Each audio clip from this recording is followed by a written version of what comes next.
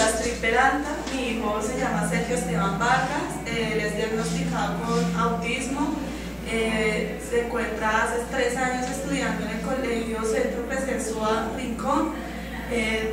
Estamos muy felices porque el día de ayer nos dieron la noticia de que nos iban a regalar, a prestar este aparato. Este es un aparato táctil para que mi hijo se pueda comunicar conmigo.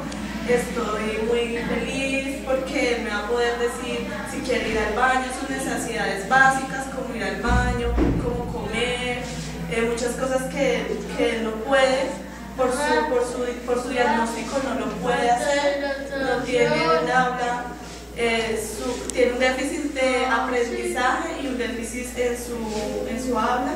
Entonces tengo muchas ganas de aprender con el profesor Mario Medina. Estoy muy contenta por todas las personas que han participado en estos procesos en el colegio, por todos los profesionales. Estoy muy agradecida y también por esta nueva oportunidad que me brinda la vida para que mi hijo salga adelante en mi familia. Y muchas gracias por este aparato